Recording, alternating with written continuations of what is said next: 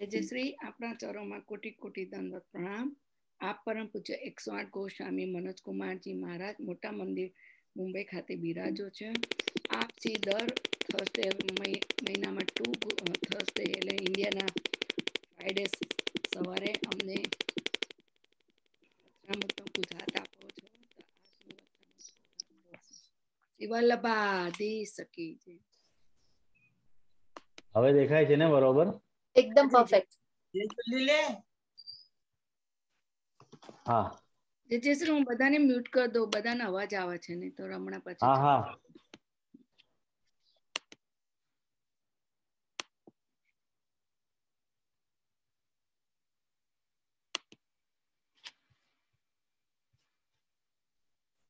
Okay Jesar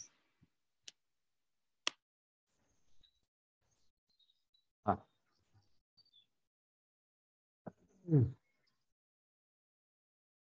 શરૂ કરીએ આપણે? હા જેજી चिंता संतान हंतारो यत्पादाम्बुजरेणव प्रियानान्तान्निजाचार्यान् प्रणमामि मुहुर्मुहुः यदनुग्रहतो जन्तुः सर्वदुःखातिगो भवेत् तमहं सर्वदा वन्दे श्रीमद्वल्लभनन्दनम् अज्ञानतिमिरान्धस्य ज्ञानाञ्जनशलाकया चक्षुरुन्मीलितं येन तस्मै श्रीगुरवे नमः। नमामि हृदये शेषे लीलाक्षीराब्धिशायनम् लक्ष्मीसहस्रलीलाभिः सेव्यमानं कलानिधिम् चतुर्भिश्च त्रिभिस्तथा षड्भिर्विराजते योऽसौ पंचधा हृदये मम। आचार्य वाच प्रणमामि भाष्य निबंध सुबोधिनी स्थायितराश्रयास्ता मत्स्वान्तागत कृपा प्रकाशा मदीय वाचाम रचयन्तु अलंकृतम्।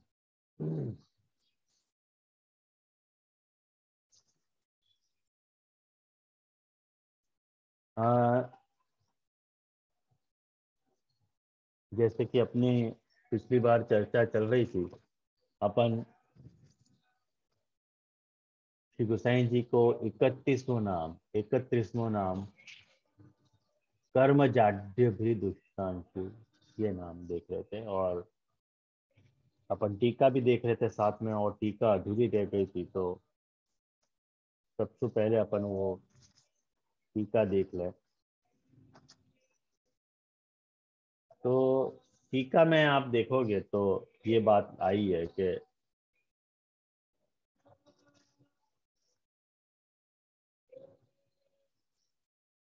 गोसाई जी के लिए श्री देवकीनंदन जी ऐसी आज्ञा करे हैं कि कर्म की जड़ता को आप दूर करने वाले, तो कर्म जो है वो उपलक्षण विधि से यहाँ बताई गई बात है। तो मैंने आपको उपलक्षण के बारे में, उपलक्षणના વિષયમાં મેં તમને કાલે સમજાવ્યું હતું, અરે ગઈ ક્લાસમાં સમજાવ્યું હતું। તો એનો ભાવ જે છે, વાકો ભાવ ये है कि सूर्योदयातिरिक्त काले अग्नि आदिनामपि शीतादि जाड्य भेदकत्वमस्ति तथापि न रवेः अधिकता तेजोवत्वात्। यहाँ पे देवकीनंदन जी जो हैं, श्री गोसाई जी की तुलना सूर्य से भी अधिक है, ऐसे बताना चाह रहे हैं कि जैसे अग्नि भी तापहारक है, सूर्य भी तापहारक है, लेकिन सूर्य जैसे दिन में तुमको तुम्हारी अंधकार को दूर करे, लेकिन रात में नहीं कर सके, तो रात में अग्नि कर सके। लेकिन कोई भी सूर्य या अग्नि अपने अंदर जो रही गई जो जड़ता है, मनुष्य के अंदर रही गई जो जड़ता है, वाकु दूर नहीं कर सकते। ये जो कर्म जड़ता है मनुष्य के भीतर कर्म को करने की, कि भाई मैं ये कर्म अवश्य मुझको करना ही है, वो कर्म जड़ता को न सूर्य दूर कर सके है न अग्नि दूर कर सके। यूं कह रहे हैं कि एवं अस्य अधिक ज्ञानवत्वात् अज्ञान मूल कर्म जाड्य भेदकत्वम अन्येषाम अल्प ज्ञानवत्वात् तद भेदकत्वम इति अनुभव सिद्धम अतो अर्थ न प्रमाण अपेक्षा। क्या कहना चाह रहे हैं? यूं कहना चाह रहे हैं कि श्री गोसाई जी की तुलना में शेष जितने भी हैं उनको ज्ञान जो है एमनो जे ज्ञान छे ए सीमित ज्ञान है, और गोसाई जी को जो ज्ञान है वो असीमित है। कहेंगे आप जो है मनुष्य के अंदर की रही भाई जड़ता को भी आप दूर कर सको, तो मनुष्य के अंदर रही भाई जड़ता को दूर करना एक बहुत बड़ी सामर्थ्य है। और एक बहुत ही गजब की बात आपको बताऊं कि अंदर रही भाई जड़ता को दूर कर पाना ही वास्तव में वीर गुण को द्योतक। आप लोगों को आई ख्याल में? मनुष्य के अंदर रही भाई जो जड़ता को दूर कर पावे ना, ये साधारण वीर ही नहीं है, असाधारण वीर की बात है। अपन भागवत जी के अध्याय में याकू अपन ऐसे कंपेयर कर रहे हैं कि केशी और व्योमासुर को उद्धार और नारद जी के द्वारा भगवान की स्तुति, या में वीर गुण महाप्रभु जी बता रहे हैं। वो अपन साधारण असुर संहार की दृष्टि से यदि अपन देखें तो डेफिनेटली वीर गुण यहां पे है, लेकिन असाधारण दृष्टि से देखें ना वैष्णव, असाधारण दृष्टि से देखने पे अपने को ये बात पता चले है कि असाधारण वीर काय में छुपो भयो है, जो तुम्हारे मन की जड़ता को दूर कर सके। कारण कि कोई भी मनुष्य की जीव मात्र की प्रॉब्लम आ मन ज छे।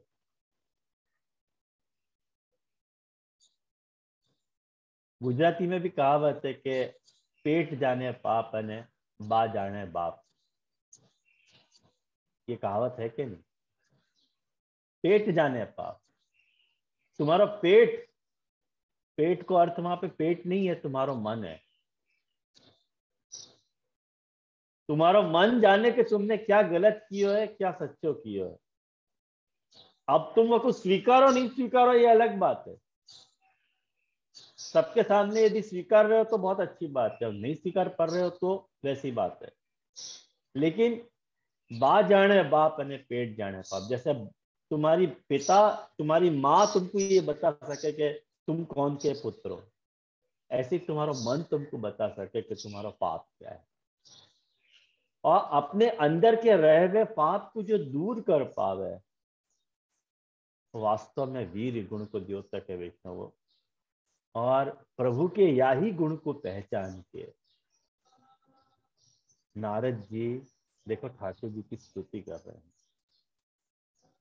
और कैसे कर्म जाड्य दुष्णांशु ये नाम यहाँ प्रतिफलित हो रहे है, ये देखने की मजा आएगी आपको कि कैसे नारद जी के शब्दन के ऊपर आप ध्यान दोगे। खैर, और भागवत में भी ये जो केशी है, केशी के लिए भी देखो केशी को नाम मनोज आयो है।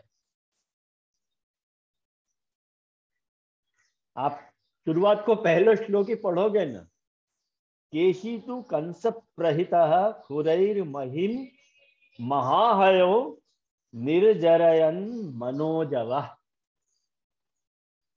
पहलो श्लोक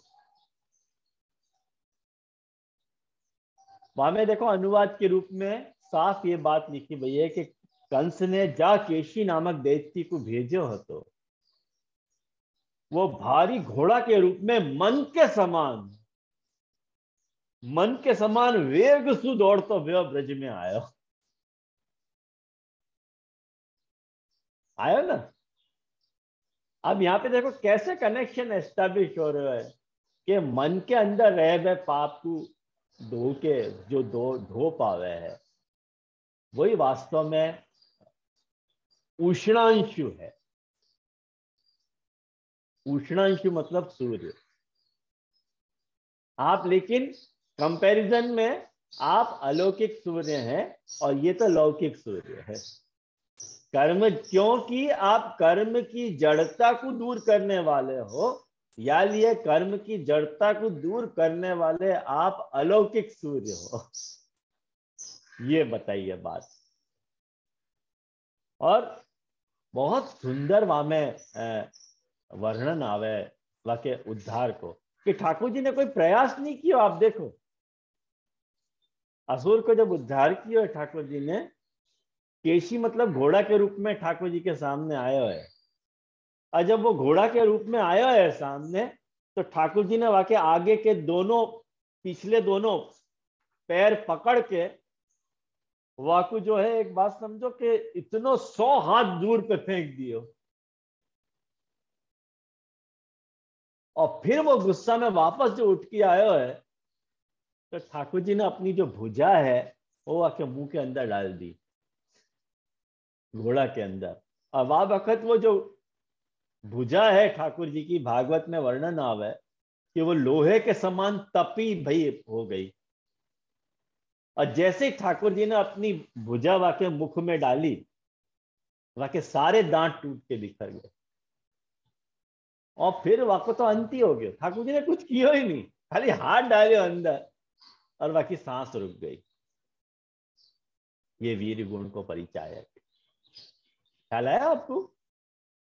कैसे देखो लौकिक और अलौकिक दोनों ही यहाँ पे संगति अपने को मिल रही है गुसाई जी के या नाम में, कर्म जाड्य दुष्टांशु में, कि मन की जड़ता को दूर करना वास्तव में सामर्थ्य की बात है। यासु भी वीर गुण है और शारीरिक पराक्रम ठाकुर जी ने दिखाया वो भी वीर गुण को परिचायक है। ख्याल में आई ना आपके ये बात? और जब भागवत बहुत सुंदर कह रहा है कि जैसे सांप जो है वो बिल में घुस जावे ना, ऐसे ही ठाकुर जी को जो श्रीहस्त तो वाके मुख में घुस गया। फैंटास्टिक वर्णन आवे है। भागवत को निरूपण करने की जो स्टाइल है ना, इतनी सुंदर है भागवत, इतनी सुंदर दृष्टांत देवे कि अपने को तुरंत एकदम क्लीन अंदर चला जाए वो बात। या लिए यहाँ पे देखो देवी नंदन जी आज्ञा कर रहे हैं कि अन्यथा विभूति रूपस्य रवे है कर्म जाड्य प्रवर्तकत्वम अस्य तन निवर्तकत्वम इति महद वैलक्षण्य।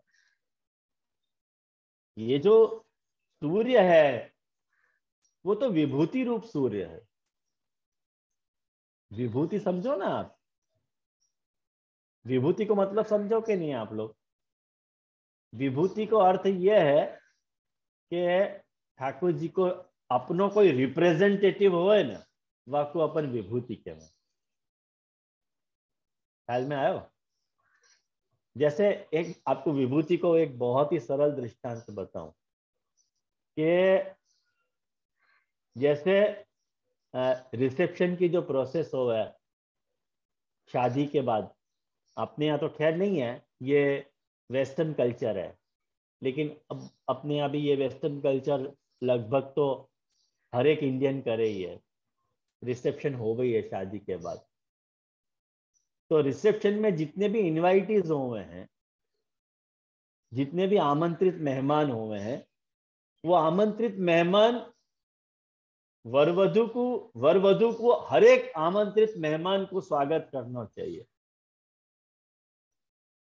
नियम से देखा जाए तो वाके लिए ही ये रिसेप्शन हुआ है। रिसेप्शन उनको रिसेप्टिव होना चाहिए। अब लेकिन वो खुद स्टेज पे खड़े हुए हैं वर वधू, और हर एक मेहमान को स्वागत तो स्टेज से उतर के कर नहीं सके, तो ऑन बिहाफ ऑफ वर वधू को कोई भाई है, बहन है, माता है, पिता है, वो गेट पे गेस्ट को रिसीव करें कि हाँ भाई आओ आओ आओ। ये जो गेस्ट पे, गेट के ऊपर गेस्ट को रिसीव करना है, वो वर वधू की विभूति है। आई ख्याल में? वो वर वधू की विभूति है। वो विभूति मतलब हमारे वजह, हमारी तरफ से तुम उनको रिसीव कर लो। ऐसे ही ये जो सूर्य है ना, ये ठाकुर जी की विभूति है, खुद ठाकुर जी नहीं है। क्योंकि सारो जो जगत तप रहे हो है, वो ठाकुर जी के कारण तप रहे हो, लेकिन ठाकुर जी ने अपनी विभूति प्रोवाइड करी कि सूर्य से सारो जगत तप रहे हो। बस ऐसे समझ लो। आई ना ख्याल में? ऐसे वायु सु सारो वायु को व्यवहार होएगो, पवन देवता सु, तो पवन देवता ठाकुर जी की विभूति है। बस याद रखो सारा, मतलब सब कुछ ठाकुर जी के अंदर ही जो है वो प्लेस है। बाकी जो प्लेसमेंट है दुनिया में जितनी भी चीजें हैं, उन सबन की जो प्लेसमेंट है वो ठाकुर जी के विराट शरीर में रही भई है। और द्वितीय स्कंद देखो, ठाकुर जी के विराट स्वरूप को वर्णन करे। कभी आपको मौका मिले तो द्वितीय स्कंद पढ़ के देखियो। वहां में जो पहला और दूसरा अध्याय है वो ठाकुर जी के विराट स्वरूप को वर्णन बहुत सुंदरता से करे है कि क्या क्या चीज ठाकुर जी के विराट शरीर में प्लेस करी गई है। तो ये बात अपन समझ सके हैं कि ये जो सूर्य है विभूति रूप स्थिर रहे है, या वो कर्म की जड़ता को दूर नहीं कर सके है, करके देवकीनंदन जी आज्ञा कर रहे हैं कि लोग जो है वो, यही लिए तो लोग आलसी हो जाएं। माने जो कर्म उनको करना चाहिए वो कर्म नहीं कर पाए, उनको वो सूर्य उनको कर्म में प्रवृत्त नहीं करा पा रहे है, उनकी कर्म की जड़ता को दूर नहीं कर पा रहे है, करके लोग सूर्य की उपासना करें।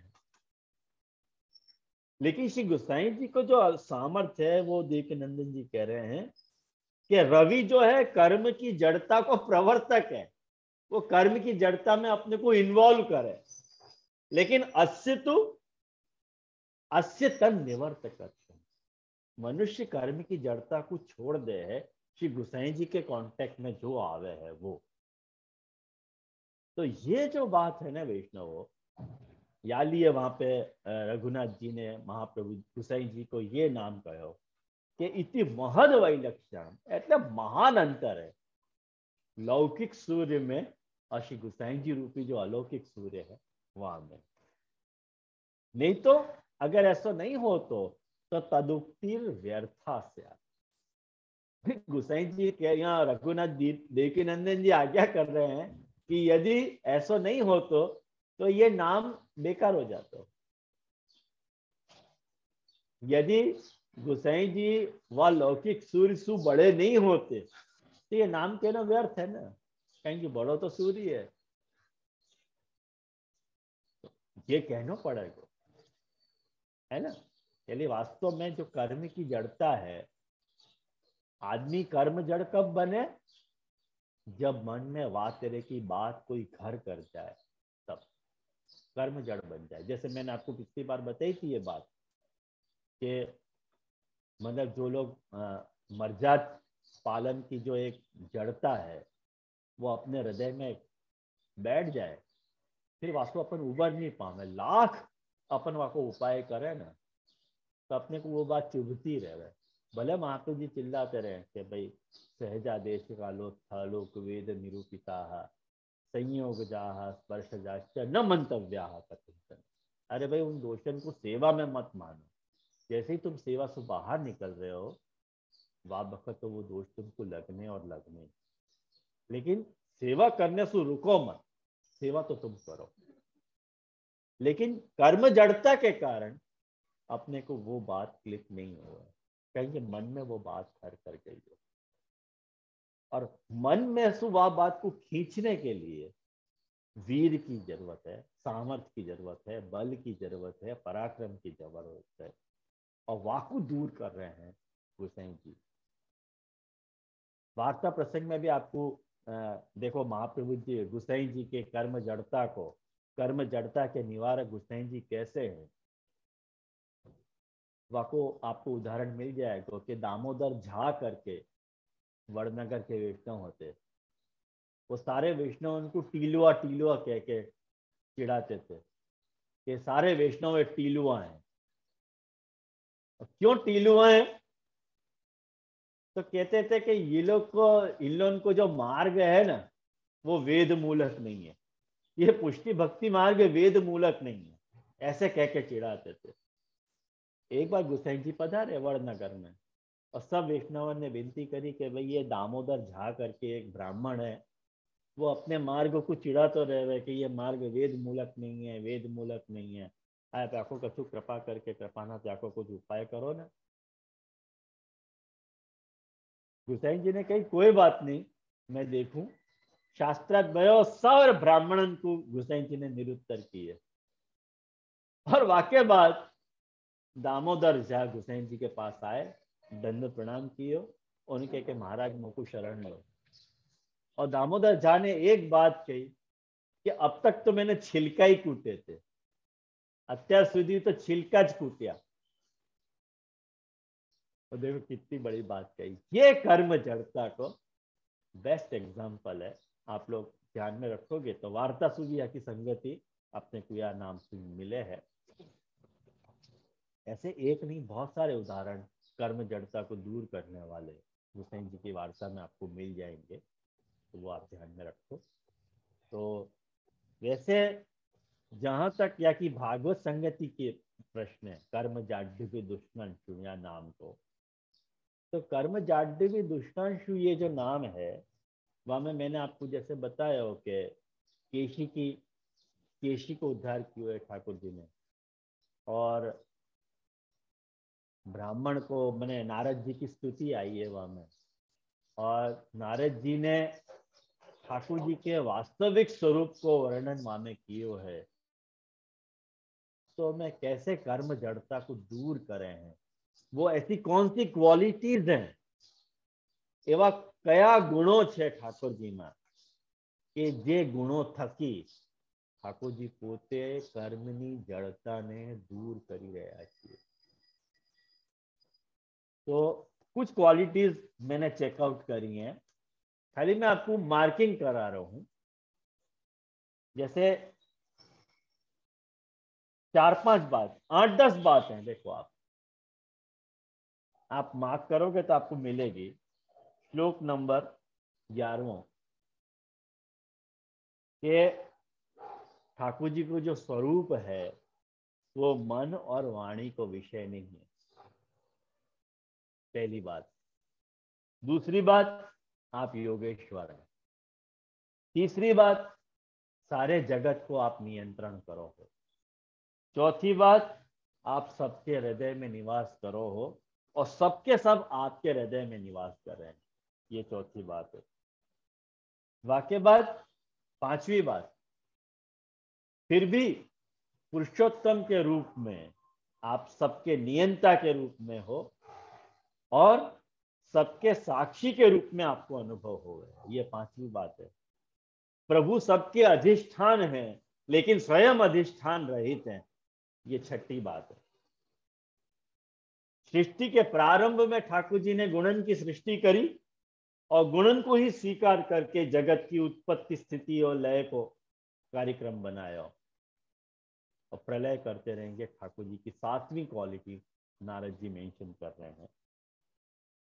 मतलब ये सब करने के लिए ठाकुर जी को कोई की आवश्यकता नहीं है,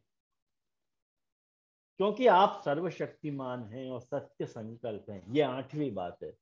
तो मैंने देखो आपको 7-8 बातें बताई नारद जी की स्तुति में कि जिनसे ये पता चले है कि इन सब गुणन के कारण जो है ठाकुर जी में कैसे कर्म जड़ता को निवारण करने की सामर्थ्य क्यों है, कैसे है। और जो कि नारद जी या बात को जान रहे हैं कि ठाकुर जी कर्म की जड़ता के निवारक हैं, यानी और नारद जी को ज्ञान भी है कि आगे क्या क्या होने वाला है, करके भी ठाकुर जी की स्तुति कर रहे हैं। तो अब उन सब बातों को समय मेरे पास नहीं है कि मैं आपको एक एक बातें पॉइंट आउट करके बताऊं कि कैसे वीर गुण या मैं पूरे अध्याय में वीर गुण कैसे आ रहे हैं। तो अब तक ठाकुर जी ने जितने भी असुर संहारण किए अब तक और आगे जो करेंगे उन सबन की एक एग्जॉस्टिव लिस्ट नारद जी दे रहे हैं कि अब आप क्या क्या करोगे। तो देखो पहले ग्रुप में चाणूर, मुष्टिक, कुवलया, पीड़ हाथी और कंस आ रहे हैं। मतलब अब इनको उद्धार होने वाला है, ये वीर गुण से ही रिलेटेड बात है। वाक्य बाद शंखासुर, काल यवन, मुर और नरकासुर, ये सेकंड ग्रुप आ रहा है। वाक्य बाद राजा नृग की कथा आएगी, वाकु पाप से छुड़ाएंगे, ये भी वीर से रिलेटेड बात है, ये तीसरा ग्रुप है। वाक्य बाद ठाकुर जी जो है अपने धाम सु ब्राह्मणन के मरे पुत्रन को वापस ले आएंगे, ये चौथा ग्रुप में आ रहे हैं, वीर से रिलेटेड बात है ये सारी बात। वाक्य बाद पांचवो मिथ्या वासुदेव, पौंड्रक को ठाकुर जी वध करेंगे। वाक्य बाद शिशुपाल को वध करेंगे। वाक्य बाद दंत वक्त्र को वध करेंगे। और श्लोक नंबर 21 में आप यदि आप देखोगे तो साफ भागवतकार वीर गुण को मेंशन कर रहे हैं कि द्वारका में निवास करते समय आप बहुत से पराक्रम प्रकट करेंगे, पराक्रम इज इक्वल टू वीर। तो देखो कैसे वन बाय वन वीर गुण को निरूपण आ रहे हो, यानी महाप्रभु जी ने यह अध्याय में वीर गुण को योजित किया है। आपको आयो कि नहीं ख्याल में ये बात।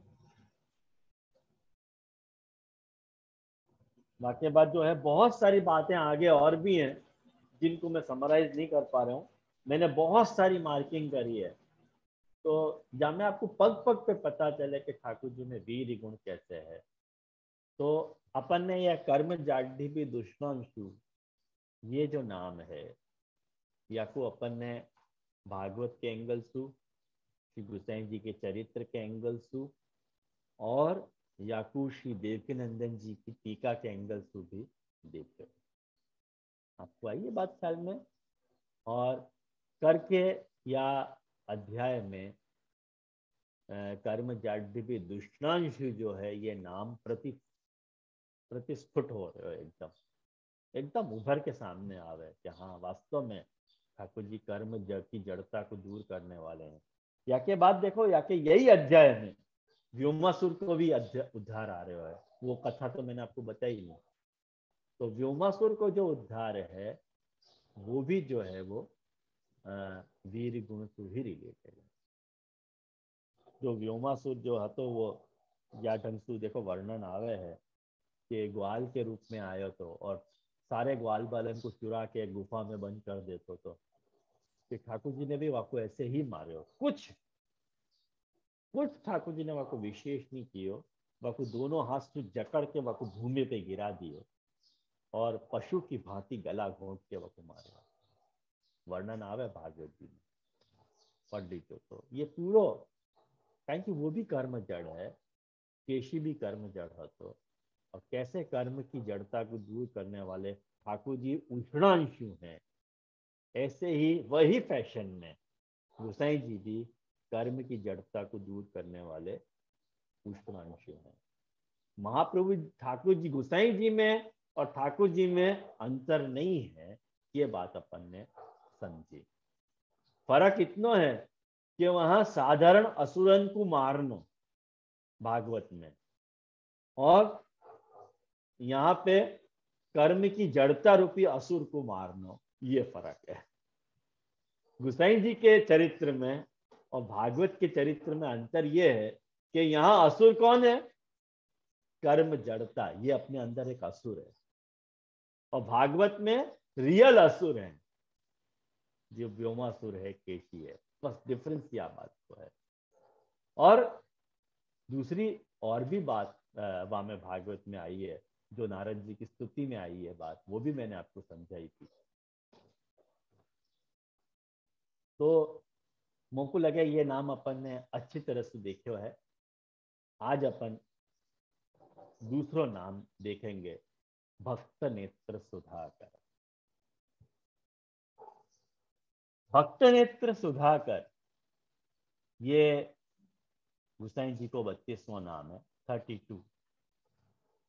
भागवत के अनुसार या की संगति अपने को नेक्स्ट अध्याय में अक्रूर जी की ब्रज यात्रा, यह अध्याय में मिले हैं। और सुबोधि जी के अनुसार ये 35वां अध्याय है। सबसे पहले अपन देवकी नंदन जी की टीका या में देखें कि देवकी नंदन जी क्या क्या कर रहे हैं, या नाम को कैसे समझा रहे हैं, वो अपन देखें।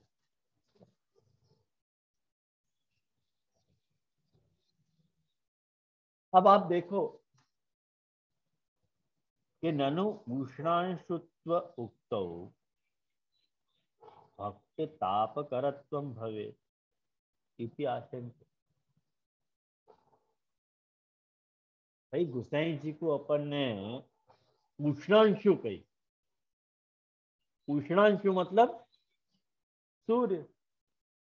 मैंने आपको बताया पिछली बार, भाई सूर्य कहने से भक्त को ताप बढ़ाने वाले, ऐसा अर्थ हो जाएगा। ताप दूर करना चाहिए कि ताप बढ़ाना चाहिए?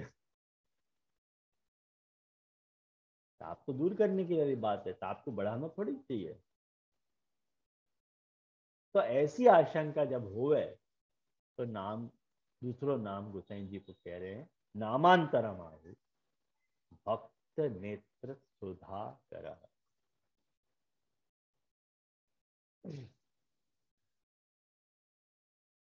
भक्तन के जो नेत्र हैं, भक्त नेत्र, सुधा मतलब चंद्रमा, और चंद्रमा माने सुधा मतलब अमृत। सॉरी, सुधा को अर्थ हो गया अमृत। और वो अमृत की खान जामे है सुधाकर। सुधा रूपी आकर, आकर मतलब खान। खान समझो ना आप लोग। तो आकर को अर्थ खान हो गया। तो अमृत की खान कौन है? चंद्रमा है। चंद्रमा को अमृत की खान कहा जाए, कारण कि सारे औषधीय गुण, मेडिकेटेड वैल्यूज जो भी हैं, वो चंद्रमा में है। करके यूं कहा जाए कि संजीवनी बूटी जो है, जासु अमर भयो जाए, वो आज भी है। और वो हिमालयन में कहीं है, पता नहीं, जाको नॉलेज हो वही को पता चल सके ये बात तो। लेकिन संजीवनी बूटी अभी भी है, सही ऐसे कहना है। और वो चंद्र प्रकाश में डेवलप हो गया। ख्याल में आया ना आपको ये बात? भागवत माने वेदन में भी आपको वर्णन बोले, मिलो जाए, कहो जाए आपको। तो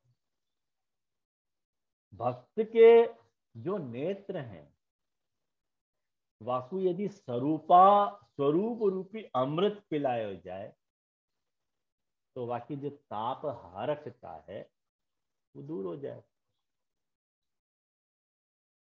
पहले जो उष्णांशु बताया तो पहले वाले नाम में कि आप जो है कर्म जाड्यभिद दुष्णांशु हो, वो जो ताप पैदा किए तो वाकु चंद्रमा रूपी शीतल सु वाकु शमन करने वाले श्री गोसाई जी हैं, या नाम में ये बता रहे हैं। तो भक्त नेत्राणाम स्वरूपामृतेन, स्वरूप रूपी अमृत के द्वारा तापहार कत्वात्, उनके ताप को हर लेने के कारण सुधाकर, श्री गोसाई जी सुधाकर है। माने गोसाई जी भक्तन के नेत्र के लिए आप चंद्रमा रूप हो, ये नाम को अर्थ है। भक्तन के नेत्र के लिए आप चंद्रमा रूप हो। क्योंकि अंधे को क्या चाहिए? दो आंखें। मरते को क्या चाहिए? जीवन। ऐसे भक्तन को क्या चाहिए? भगवत स्वरूप।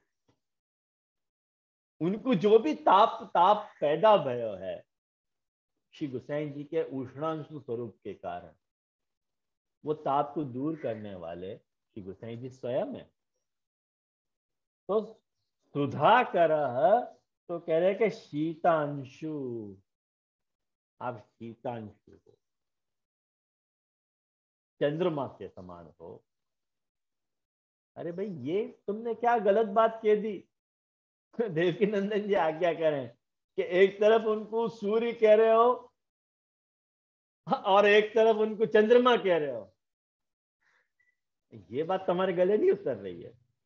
एक बात बोलो, सूर्य बोलो या चंद्र बोलो, तो हमको समझ में आएगी।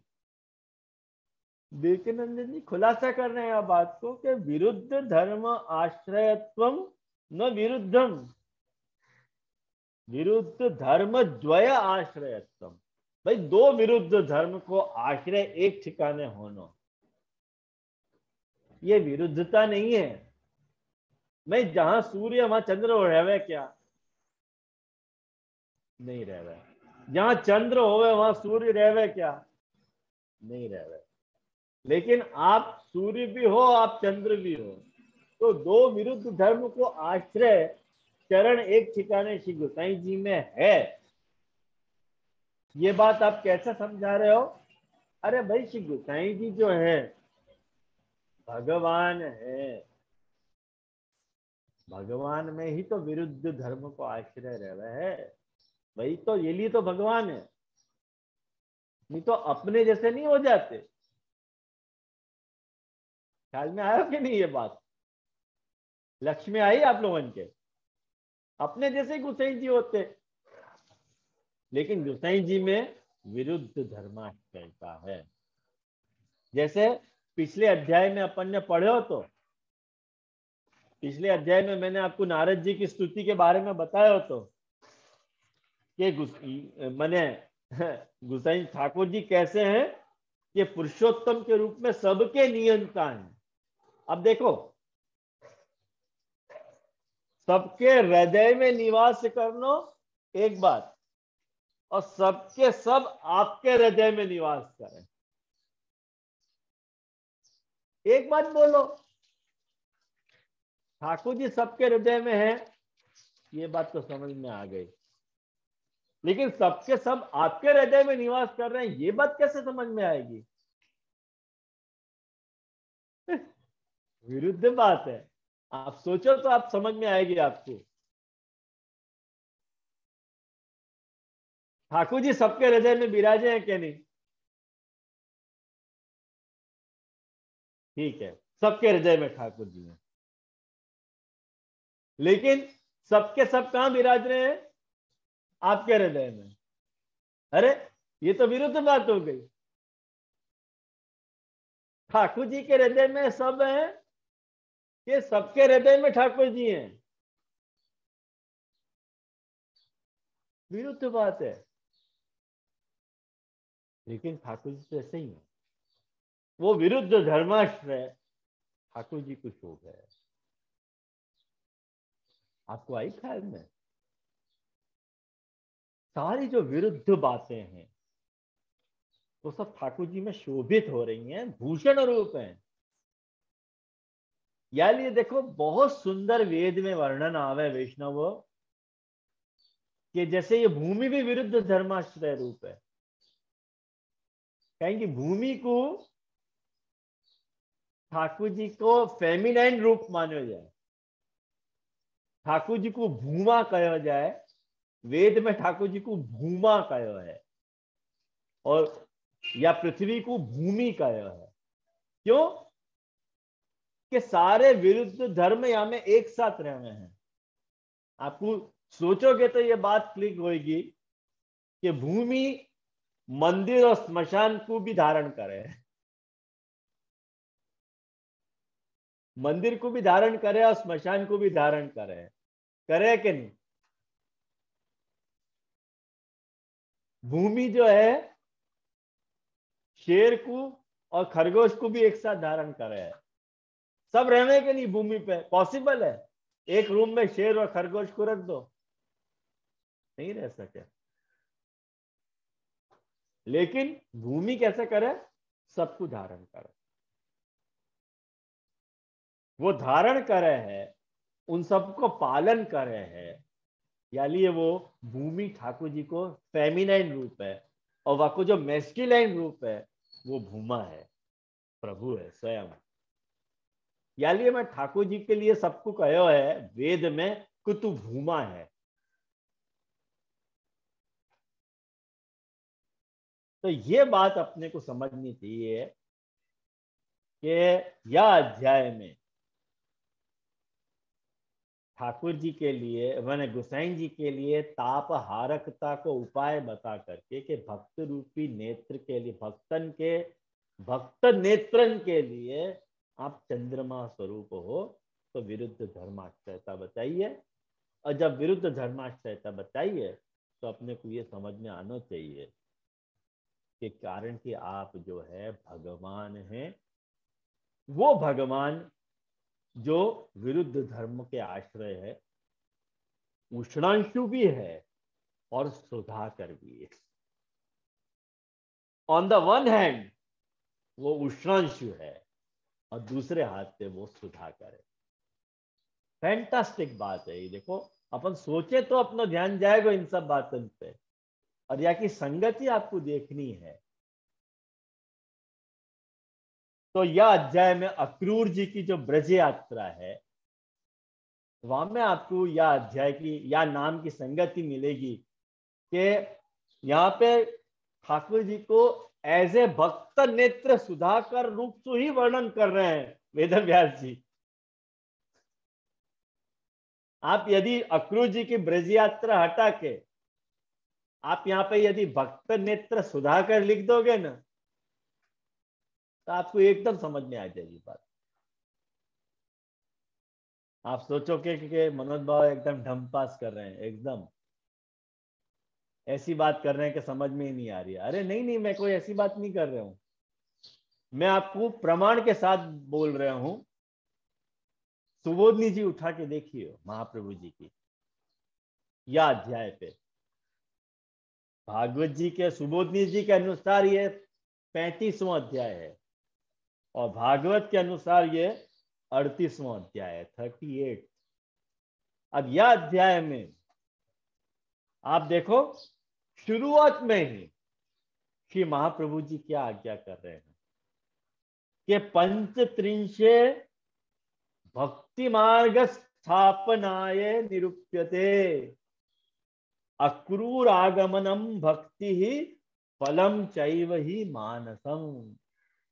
पहली कारिका सुबोधनी जी के यह अध्याय की गोसाई जी बता रहे हैं कि यह अध्याय में भक्ति मार्ग की स्थापना के लिए अक्रूर जी के गोकुल आने को निरूपण किया जा रहा है, और मानसिक भक्ति को फल निरूपित किया जा रहा है।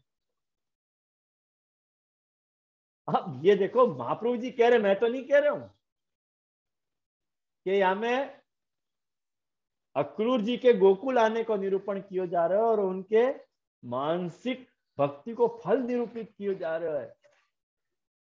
तो भक्ति से रिलेटेड बात यह अध्याय में है कि नहीं? तो भक्ति नेत्र सुधाकर यह नाम में है कि नहीं? और ये जो सुधाकर कहा है गोसाई जी को रघुनाथ जी ने,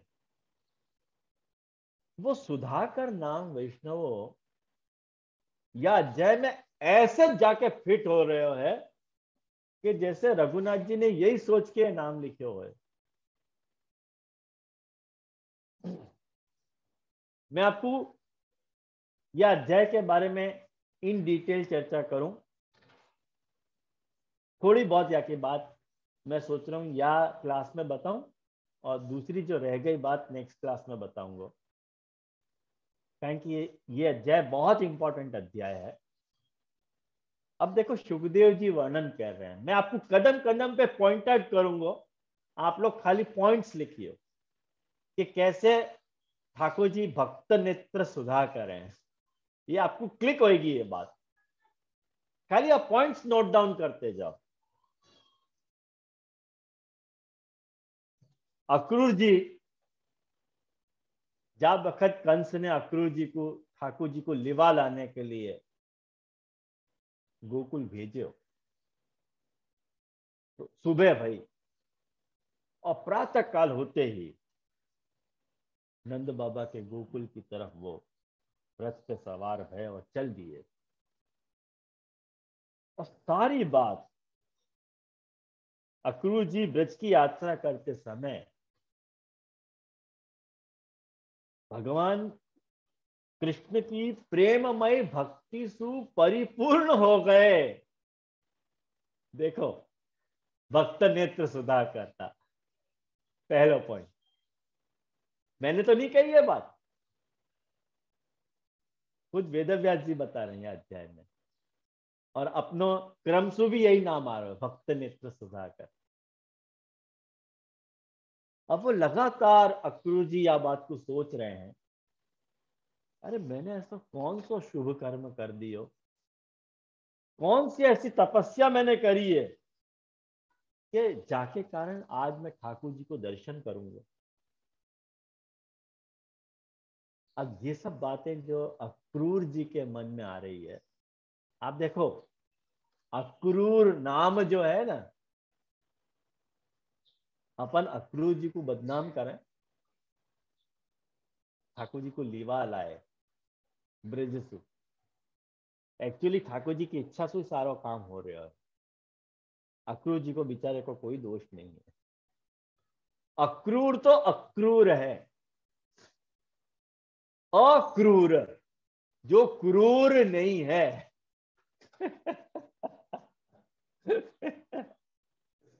फैंटास्टिक है। अपन ये सब सोचे ना तो अपने को मजा आ जाए कि भाई वो क्रूर नहीं है भाई, तुम उनको भक्त की दृष्टि से देखो तो तुमको लगेगा कि हाँ ये तो अक्रूर है, ये अक्रूर है। क्यों अक्रूर है भाई? ये सोचते रहे कि अभी तो ठाकुर जी को दर्शन भी नहीं भयो है, और अपने मन में ये सोच रहे हैं कि मैंने ऐसी कौन सी श्रेष्ठ तपस्या करी है और मैंने ऐसा कौन सा काम कर दिया है जाके कारण आज मैं ठाकुर जी को दर्शन करूंगा। कहाँ मन में आवे है, कौन के मन में आवे है ये बात विष्णु? मैं तो बड़ा विषय हूं। आप देखो अपने आप को कंपेयर कर लो या बात से कि मैं तो विषय में डूबो भयो हूं, और बड़े बड़े सात्विक पुरुष जो आपके गुणन को गान करते रहे हैं दर्शन नहीं कर पाए, ठाकुर जी इनको दर्शन नहीं दे रहे। अपने यहाँ देखो परिवृढ़ाष्टक स्तोत्र में बहुत सुंदर वर्णन आवे, ही हिंकारान प्रतिपशु वने कुर्वती सदा नमद ब्रह्मेशेन्द्र प्रभृतिषु च मौनम धृतवती मृगाक्षी भी शिक्षा नवकुवले अर्चित पदे रति प्रादुर्भाव बहुत सततम की परिवृढ़े। ये परिवृढ़ाष्टक स्तोत्र में महाप्रभु जी इतनी सुंदर आज्ञा करें कि गायन के पीछे ही करके दौड़ने वाला ये जो गोपाल है, तो बड़े बड़े ऋषि मुनि जिनकी तपस्या में रत बैठे हैं उनकी तरफ आपको देखने को भी टाइम नहीं है, और ये गायन के पीछे दौड़ रहे हैं। अरे वो तो ऐसे ही है, बाकी भक्ति के मूड को समझोगे ना तो तुमको बाकी भक्त वत्सलता समझ में आएगी। यानी अखरू जी यह बात को कन्फेस कर रहे हैं। देखो कितनी बढ़िया बात बता रहे हैं वो, कि भगवान को दर्शन मेरे लिए बहुत दुर्लभ है। कैसे दुर्लभ है? तो कह रहे हैं कि जैसे शूद्र कुल को कोई बालक होए, वाके लिए वेद को दर्शन करना जैसा दुर्लभ है, वैसे मेरे लिए भगवान को दर्शन है। ये देखो तीसरी बात है, आई आपको ध्यान में? ये सब बातें आप नोटिस करो तो, और आपको लगे क्योंकि अपने मन से मैं बता रहा हूं या को मैं अपने शब्दन में बोल रहा हूं वैष्णवों, लेकिन मैं आपको सुबोधिनी जी को अनुवाद कह रहा हूं। महाप्रभु जी इन श्लोकन पर बड़ी खूबसूरत सुबोधिनी जी लिखी है, और मैं वह लोभ को संवरण नहीं कर पा रहा हूँ, वो मुझको लालच है वो कह देने को। इनमें आपको वो सारी बातें आप लोगों के साथ शेयर करूं जो सुबोधिनी जी में महाप्रभु जी कहना चाह रहे हैं। लेकिन फर्क इतना है कि मैं आपको अपने शब्दन में कह रहा हूँ। महाप्रभु जी की वाणी तो और भी अलौकिक है, मेरी तो लौकिक वाणी है। लिए अक्रू जी देखो चौथी बात ये कह रहे हैं कि मेरे सारे जितने भी अशुभ थे वो आज नष्ट हो गए। क्यों नष्ट हो गए? कारण कि मैं भगवान के चरण कमलन में नमस्कार करने वाला हूं। देखो ये सब बातें हैं, कंस ने मेरे ऊपर बड़ी कृपा करी है। या लिए आगे आगे बहुत सारी बातें हैं वैष्णव। मैं अभी तो आज अपना समय हो गया है, तो मैं आपको नेक्स्ट क्लास में आपको कंटिन्यू करूंगा। मैं आपको पॉइंट्स के रूप में सारी बातें बता दूंगा। कम से कम 1215 ऐसी बातें हैं जो या नाम को सार्थक कर रहे हैं कि श्री गोसाई जी महा ठाकुर जी भक्त नेत्र सुधाकर हैं। ऐसी 1215 बातें मैं आपको बताऊंगा कि जो यह नाम से रिलेटेड या अध्याय में आई है, और कैसे ठाकुर जी में भक्त नेत्र सुधाकर पनो आयो है। स्पष्ट रूप से आपको स्पष्ट दिखेगी ये बात। मैंने दर्शन करने के पहले भी और दर्शन करने के बाद भी। तो अपनो ये आज को विषय यहाँ रखें। अब तक के निरूपण में यदि कोई को कुछ रह गए हो, पूछनो नहीं समझ में आया तो पूछ सके, नहीं तो आज अपन एक पद करके यहाँ समापन करेंगे। और अगली क्लास अपनी स्मिता बेन के अनुसार जो तय हती बात 5 अप्रैल, 5 अप्रैल को होगी अपनी नेक्स्ट क्लास। तो वो सब आप लोग ध्यान रखिए। लेकिन 5 अप्रैल में अभी महीना से भी ज़्यादा को समय है नेक्स्ट क्लास में, तो विषय आप लोगों से छूट नहीं जाए। तो मेरे आपसे ये पर्सनल रिक्वेस्ट है। જયશ્રી માર્ચની 5મી છે, એપ્રિલ નહીં, માર્ચમાં એક છે આપશ્રી। अच्छा 5 मार्च है ना? सॉरी सॉरी 5 मार्च है। तो 5 मार्च को अपन भेगे होंगे, 5 मार्च को। तो 5 मार्च को कोई उत्सव तो नहीं है ना? 5 मार्च को, 5 मार्च को कोई उत्सव नहीं है ना? જયશ્રી આપની 4 માર્ચ અને અમારી ત્રીજી માર્ચ। अच्छा 4 मार्च है ना मेरे हिसाब से। हाँ चले चौथी ना। मार्च। हाँ 4 मार्च को कोई भी नहीं है। ओके। आप है ना? हाँ हूँ ना मैं। हाँ। तो 5 मार्च को अपन मिलेंगे। लेकिन 5 मार्च तक आप लोग ये अध्याय को अच्छी तरह से देख लीजिए। मैंने आपको, हाँ हाँ सॉरी 4 मार्च, मेरे हिसाब से 4 मार्च है। तो 4 मार्च को अपन मिलेंगे, और विषय को अच्छी तरह से आप देख के रखिए, ताकि ये मेरे को इतना एक्सप्लेनेशन नहीं करना पड़ेगा आप लोगों को। क्योंकि अध्याय को नहीं पढ़ के आओगे ना तो बहुत तकलीफ होगी। तो मेरे को आप खाली पॉइंट आउट करूंगा तो आप समझ जाओगे बात, है ना? तो आज अपन यहाँ रखें, आशय को पद कर लें अपन। अब तो रसिया शुरू हो गए हैं अपने જે આપણે सबन को। એમ જ એક રશિયા લઈને પછી આશ્રય પર લઈને એક એક લઈ લો છે જैसे मैंने वैसे YouTube चैनल में रसियाएं अपलोड करे हैं। हमने देख। चलो एक आध रसिया आप लोगों को सुना दूं मैं।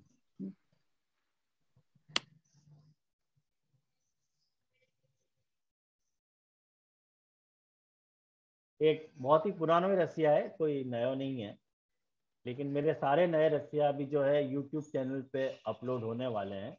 तो वन बाय वन आप लोगों को आते जाएंगे वो सब रसिया, आप लोग देख लोगे। बहुत पुराना ही रसिया मैं आप लोगों को सुना रहा हूँ, कोई नया नहीं है।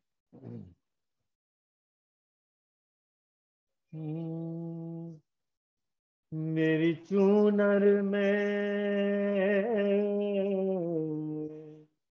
मेरी चूनर पे पर गयो दागरिया ने सो चटक रंग दारो श्याम, मेरी चूनर पे पर गयो दागरिया ने सो चटक रंग डारो, ऐसो चटक रंग, ऐसो चटक रंग मेरी चूनर पे, मेरी चूनर पे पर गयो दागरिया ने ऐसो चटक रंग डारो,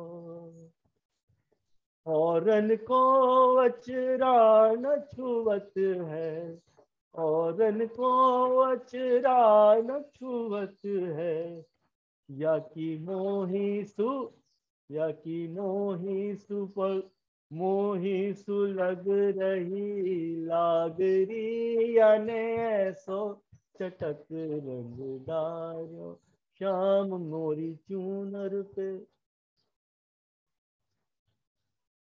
मोसो कहत तू सुंदर नारी, मोसो कहत तू सुंदर नारी, मैं तो ही सो, मैं तो ही सुखेलूं फागरी, याने ऐसो चटक रंग डारो श्याम मोरी चूनर पे, मोरी चूनर पे पर गयो दागरी, याने ऐसो चटक रंग डारो, अरे बल बल दास आज ब्रज छोड़ो, बल बल दास आज ब्रज छोड़ो, ऐसी होरी में, ऐसी होरी में, ऐसी होरी में लग जाए आगरी, याने ऐसो चटक रंग डारो श्याम मोरी चूनर पे, मोरी चूनर पे पर गयो दागरी, याने ऐसो चटक रंग डार।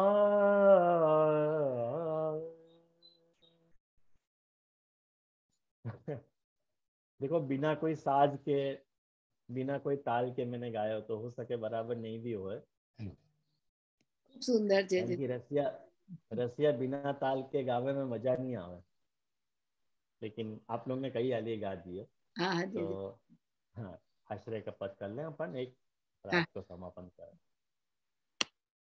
वल्लभ प्रभु करुणा सागर, जगत उजागर गाइए, श्री वल्लभ के चरण कमल की बल बल बल बल जाइए, रवि सृष्टि समाज संग मिल, जीवन को फल पाइए, श्री वल्लभ गुण गाइए याही के रसिक कहाइए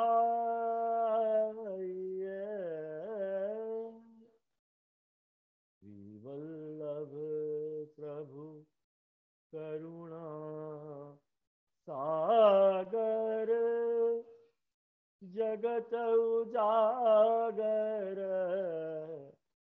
गाइए।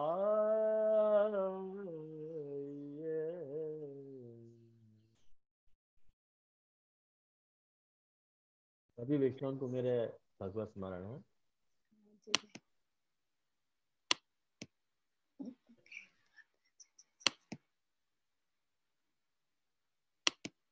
हाँ